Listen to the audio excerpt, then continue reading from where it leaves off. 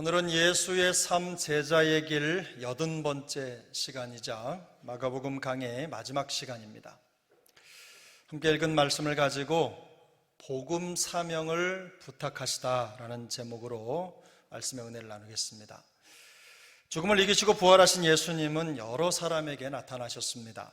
본문 14절을 보면 주님은 11제자가 함께 모여 식사하는 자리에 찾아오셨습니다. 그리고 그들의 믿음 없는 것과 마음이 완악한 것을 꾸짖으셨습니다.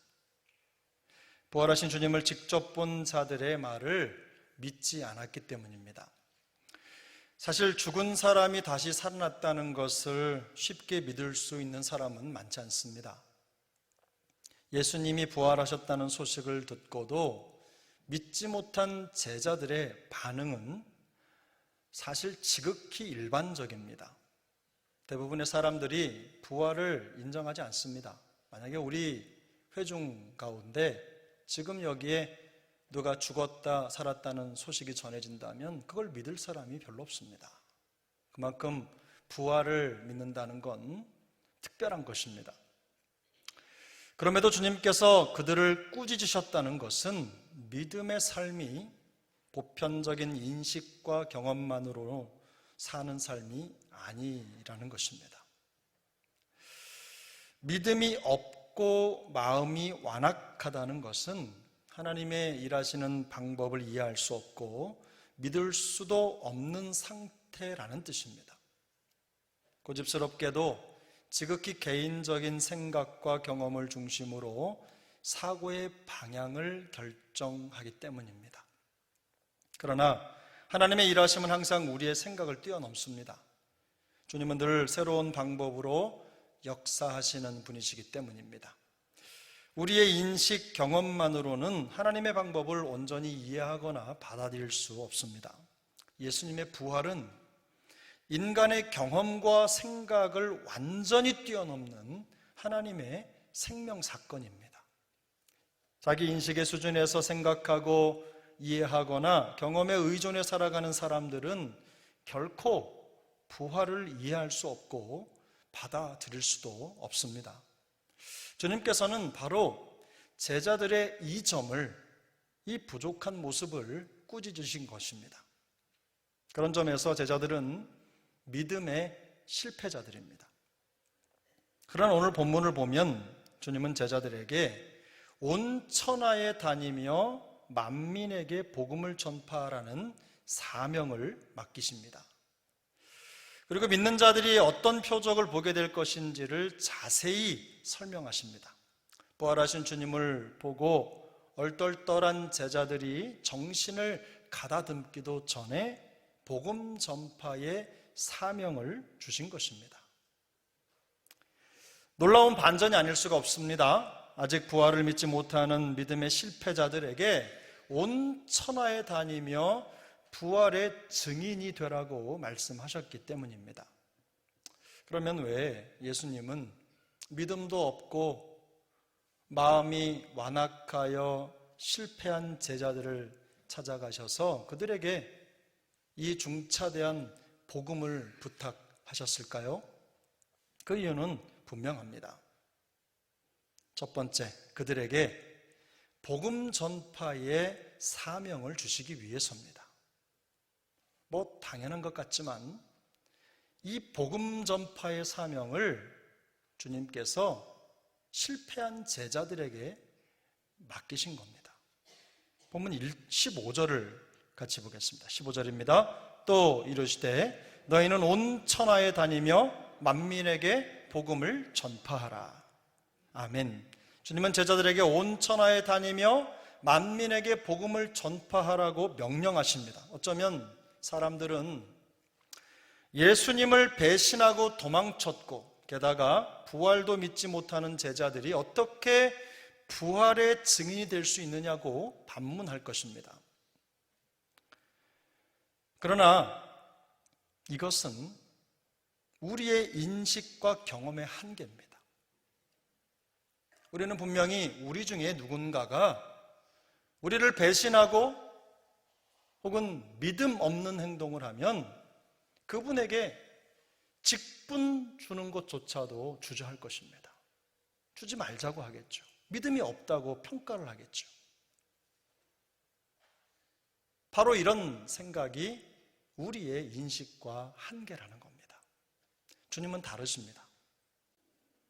사도 바울은 이런 복음의 신비를 깨달은 후에 위대한 고백을 남겼습니다. 고린도전서 1장 27절부터 29절입니다. 함께 읽습니다. 그러나 하나님께서 세상에 미련한 것들을 택하사 지혜 있는 자들을 부끄럽게 하려 하시고 세상에 약한 것들을 택하사 강한 것들을 부끄럽게 하려 하시며 하나님께서 세상에 천한 것들과 멸시받는 것들과 없는 것들을 택하사 있는 것들을 패하려 하시나니 이는 아무 육체도 하나님 앞에서 자랑하지 못하게 하려 하심이라. 아멘. 이 고백이 가장 분명하게 드러나는 곳이 바로 부활하신 주님께서 실패한 제자들을 찾아가신 그 현장입니다. 주님께서 복음과 부활의 증인으로 세우기 위해 가장 먼저 찾아가신 사람들은 믿음의 낙오자들이었습니다. 부끄럽고 연약하기 짝이 없는 그들의 입술을 통해서 오히려 위대한 십자가 복음의 능력이 전파되기를 원하셨던 것입니다. 이것이 가능한 이유는 복음은 사람의 업적을 전하는 것이 아니라 예수 그리스도와 그 십자가를 전하는 것이기 때문입니다. 그러므로 복음 전파란 인간의 실패와 좌절에 가려지지 않습니다. 예수 그리스도의 십자가 승리와 부활을 전하는 것입니다. 인간의 조건이나 능력을 자랑하는 것이 아닙니다. 오직 예수 그리스도를 전하는 것이 복음 전파의 핵심 가치입니다. 주님은 실패의 상처를 가진 제자들을 세상에 보내십니다. 그들의 실패가 하나님의 실패는 아니기 때문입니다. 이것이 바로 십자가 복음의 역설입니다. 정말로 많은 성도들이 자신의 부족한 모습과 현실 때문에 복음의 증인이 되는 것을 주저합니다. 부족하다는 거죠. 둘러봐도 내가 복음을 전할 만큼 충분히 준비되어 있지 않다고 생각하는 것입니다. 겸손해 보이지만 그러나 그건 겸손이 아닙니다. 오히려 자기중심적인 삶을 살고 있는 불신앙의 흔적입니다. 인간적으로 남들보다 더 갖지 못해서 복음을 전할 수 없다고 말합니다. 더 능력을 소유하지 못해서 복음을 전하지 못한다고 말합니다. 혹은 성공하지 못해서 복음 전파의 사명을 잘 감당할 수 없다고 하소연합니다. 나중에 상황이 좀 나아지면 그때 뭐든 해보겠다고 말하는 사람이 부지기수입니다. 지금 하라고 하면 아직 준비가 안 됐습니다. 목사님, 나중에 좀 상황이 괜찮아지면 그때 제가 하겠습니다도 아니고 생각해 보겠습니다. 이게 보편적인 우리의 모습입니다. 그러나 복음 전파는 소유나 명예를 자랑하는 것이 아닙니다. 주님께서 제자들의 궁색한 상황을 모르셔서 그들을 복음 사명자로 선택한 것이 아닙니다. 주님께서 실패한 그들을 선택하신 이유는 십자가의 도가 멸망하는 자들에게는 미련한 것이요 구원을 받는 우리에게는 하나님의 능력임을 나타내시기 위함입니다. 실패한 자들은 과연 이 실패한 제자들의 모습은 과연 어떤 사람들에게 부활의 복음이 필요한지를 보여주는 하나의 척도입니다. 예라는 거죠. 샘플이에요. 자기 인식과 경험에 갇혀서 부활의 생명을 보지 못하는 지극히 인간적이고 세속적인 사람들이 바로 복음을 들어야 할 사람들이라는 것을 이들을 통해 말씀해 주시는 것입니다. 믿음 없고 완악하여 부활도 믿지 못했던 자들이 변화돼서 부활의 증인이 되었다면 이 세상의 어느 누구라도 복음으로 변화될 수 있고 부활의 증인이 될 수 있는 가능성을 될 수 있다는 가능성을 보여주시려는 것입니다. 지금 강단에 서 있는 저조차도 예외가 아닙니다. 우리 모두는 실패한 제자들과 조금도 다르지 않습니다. 그러나 우리의 실패가 복음의 실패는 아닙니다. 실패하고 낭망했을지라도 새로운 부활의 생명을 깨닫기만 한다면 우리도 부활의 증인이 될 수 있습니다. 실패했기 때문에 복음의 증인이 되지 못하는 것이 아닙니다. 믿음이 없고 마음이 완악하여 부활을 믿지 못하는 불신앙 때문에 더 이상 앞으로 나아가지 못하는 것입니다. 주님께서 우리에게 새로운 믿음의 은혜를 허락해 주시기를 바랍니다. 주님을 만나고 부활을 경험한 사람이 되셔서 모든 실패와 낭만과 좌절을 극복할 수 있기를 축복합니다. 온 천하에 다니며 우리가 경험한 부활의 생명과 능력을 간증하는 사명을 가지고 그 사명을 이루며 살아가는 복음 사명자들이 다 되시기를 예수님의 이름으로 축복합니다. 주님께서 실패한 제자들을 찾아가신 두 번째 이유는 그들로 하여금 복음의 표적이 되게 하시기 위해서입니다. 오늘 본문 17절 18절인데요, 두 절 말씀을 함께 읽겠습니다. 믿는 자들에게는 이런 표적이 따르리니 곧 그들이 내 이름으로 귀신을 쫓아내며 새 방언을 말하며 뱀을 집어 올리며 무슨 독을 마실지라도 해를 받지 아니하며 병든 사람에게 손을 얹은 즉 나으리라 하시더라. 아멘. 주님은 제자들을 보내시며 복음을 믿는 자들에게 어떤 표적이 나타날 것인지를 자세하게 설명하셨습니다. 여기서 표적이라는 말은 하나가 아니라 여러 개를 나타내는 말인데요, 여기에 기록된 것들뿐만 아니라 다른 여러 가지 경이로운 일들이 일어날 것임을 보여주는 말입니다. 실제로 예수님의 제자들이 하나님의 나라의 복음을 전하는 현장에서는 수많은 기적과 이적들, 또 표적이 나타났습니다. 제자를 보내시며 더러운 귀신을 쫓아내며 모든 병과 모든 약한 것들을 고치는 권능도 그들에게 함께 주셨기 때문입니다. 그러나 복음의 현장에 나타난 표적은 개인의 능력이나 혹은 특별함을 과시하기 위한 것이 아닙니다. 복음이 하나님께로부터 온 것임을 보증하는 성령의 역사의 흔적이죠. 표적은 바로 그런 겁니다. 어떤 사람들은 이런 성령의 역사가 성경의 기록이 끝난 지금은 더 이상 나타나지 않는다고 주장하기도 합니다. 그러나 분명한 것은 주님께서 모든 믿는 자에게 표적이 나타날 것을 약속하셨다는 사실입니다. 무슨 공부 많이 한 신학자들이 성경을 연구해 보니 이게 더 이상 나타나지 않는 것이고 그때 당시 필요해서 주셨고 지금은 없다, 이렇게 말하는 분들이 있을지라도 기억하십시오. 성경은 모든 믿는 자들에게 이런 표적이 나타날 것이라고 말씀합니다. 오늘날 성령의 초자연적인 역사가 많이 나타나지 않는 것은 더 이상 성령이 역사하지 않기 때문이 아닙니다. 우리의 부족한 믿음의 문제이거나 혹은 그때와는 전혀 다른 방법으로 성령의 역사가 나타나기 때문입니다. 물론 예수님 당시와 마찬가지로 세상은 끊임없이 뭔가 특별한 기적과 표적을 요구할 것입니다. 표적을 보면 믿겠다고 말합니다. 기적을 보여주면 믿겠다고 말합니다. 그러나 주님은 표적을 구하는 세대를 향해서 요나의 표적밖에는 보일 표적이 없다고 말씀을 하셨습니다. 이 요나의 표적이란 예수님께서 십자가에 죽으셨다가 3일 만에 부활하실 것을 상징적으로 보여주는 아주 중요한 사건입니다. 무슨 말씀입니까? 예수님의 십자가와 부활이 가장 분명한 표적이라는 말씀입니다. 다른 표적이 필요한 것이 아닙니다. 오직 예수 그리스도의 십자가와 부활의 표적이면 충분하다고 말씀하신 것입니다. 무너진 인생, 깨어진 인생, 억눌린 인생, 답답한 인생이 새롭게 되는 것은 특별한 기적이나 표적으로 가능한 것이 아닙니다. 예수 그리스도의 십자가의 능력과 부활의 생명이면 충분합니다. 주님은 예수 그리스도의 십자가와 부활을 경험한 우리가 이 세상에 복음의 표적이 되기를 원하십니다.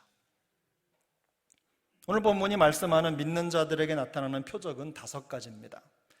첫 번째, 귀신을 쫓아내고, 두 번째, 새 방언을 말하며, 세 번째, 뱀을 집어 올리고, 네 번째, 무슨 독을 마실지라도 해를 받지 않으며, 다섯 번째, 병든 사람에게 손을 얹으면 치유되는 것입니다.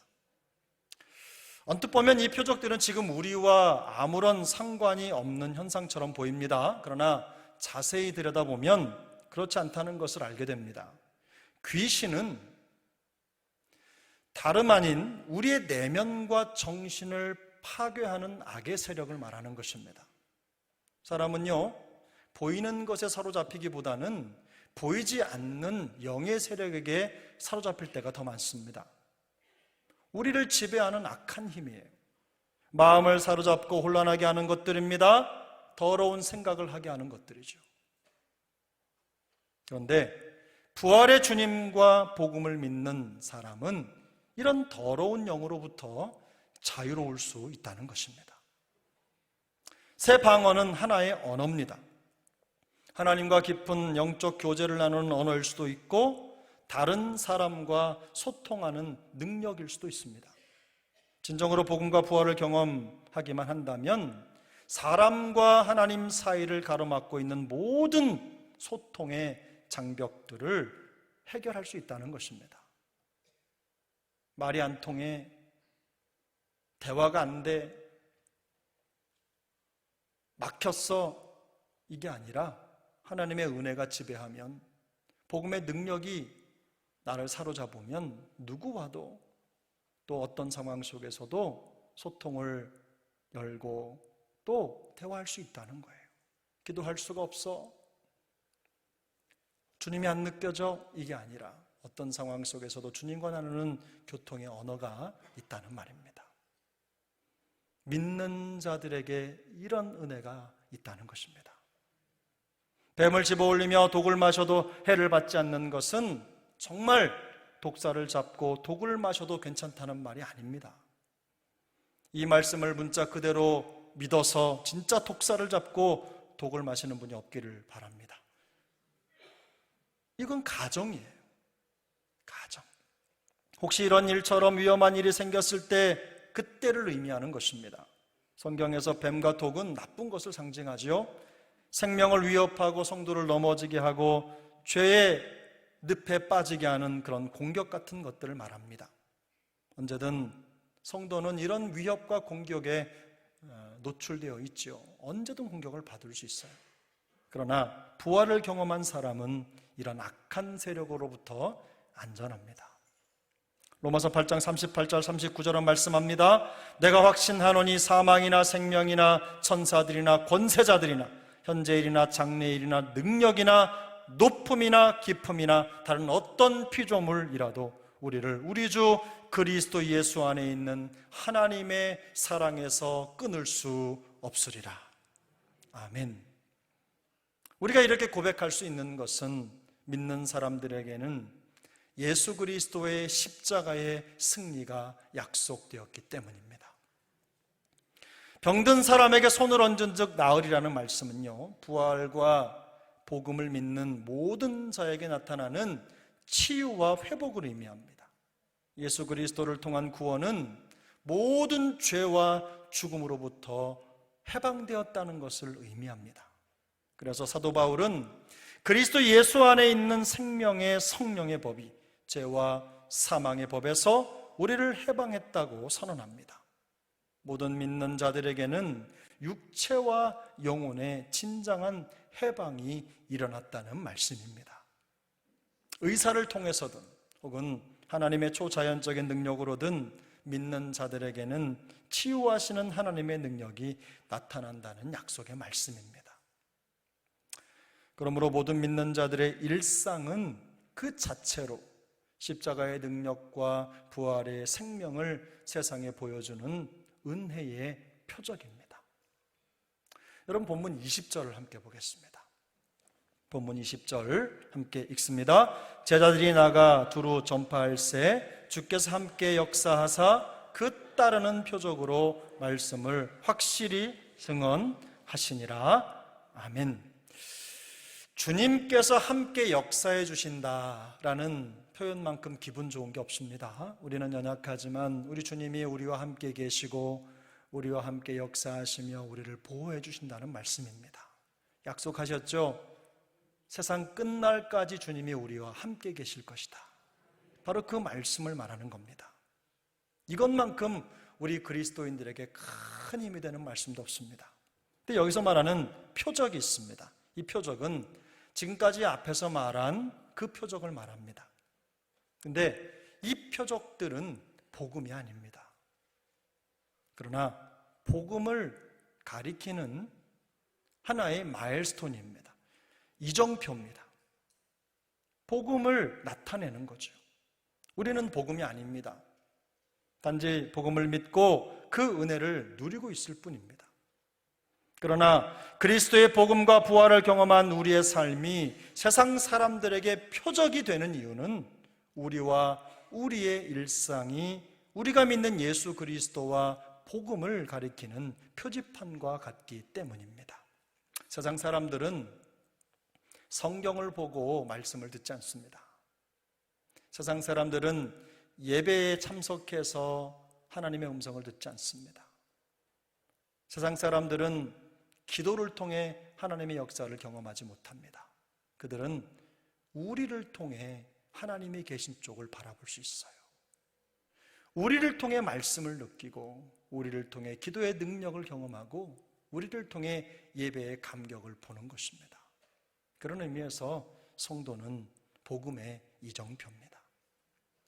우리에게 주어진 모든 일상의 시간들과 삶이 중요한 이유는 우리가 예수님의 복음과 부활의 생명을 드러내는 생생한 표적이기 때문입니다. 주님은 실패한 제자들의 일상 속으로 찾아가셨습니다. 그들이 나약한 믿음과 마음의 완악함을 내려놓고 부활의 능력으로 다시 일어서기를 바라셨기 때문입니다. 무너진 과거를 모두 털어버리고 복음 앞에서 다시 시작하기를 원하신 것입니다. 다시 시작한다는 것이 그렇게 거창한 것은 아닙니다. 그리고 거창한 영적 체험이 있어야지만 표적이 되는 것도 아닙니다. 말씀을 가진 자로서 그 내면에 일어나는 인격의 작은 변화도 표적입니다. 아름다운 말로 공동체의 화평을 이루는 것, 그것도 믿는 자에게 나타나는 표적입니다. 죄를 멀리하고 의를 행하는 것, 최선을 다해 하나님의 뜻에 도달하려고 하는 열심, 그것도 믿는 자에게 나타나는 표적입니다. 몸이 아픈 지체를 생각하면서 병 낫기를 위해서 간절하게 중보기도 하고 작은 사랑을 실천하는 것, 그것도 믿는 자에게 나타나는 복음의 표적입니다. 사명을 회복하는 것도 표적입니다. 주님께서 우리를 더 큰 은혜로 덮어주시기를 바랍니다. 작지만 큰 변화의 일상들을 만들어 갈 수 있기를 바랍니다. 평범한 일상의 변화를 통해서 예수 그리스도의 복음과 부활의 생명을 더욱더 분명히 드러내는 복음의 표적이 될 수 있기를 축복합니다. 우리의 연약함 때문에 두려워할 필요가 없습니다. 주님께서 우리와 함께 역사해 주실 것이라고 약속하셨기 때문입니다. 우리가 복음 전파에 최선을 다할 때 주님께서 우리를 복음의 표적이 되게 하실 것입니다. 우리 모두가 이 시대에 필요한 요나의 표적이 될 수 있기를 축복합니다. 맡겨주신 복음 사명을 잘 감당하는 예수님의 제자로 끝까지 승리할 수 있기를 우리 구주 예수님의 이름으로 축복합니다. 기도하겠습니다.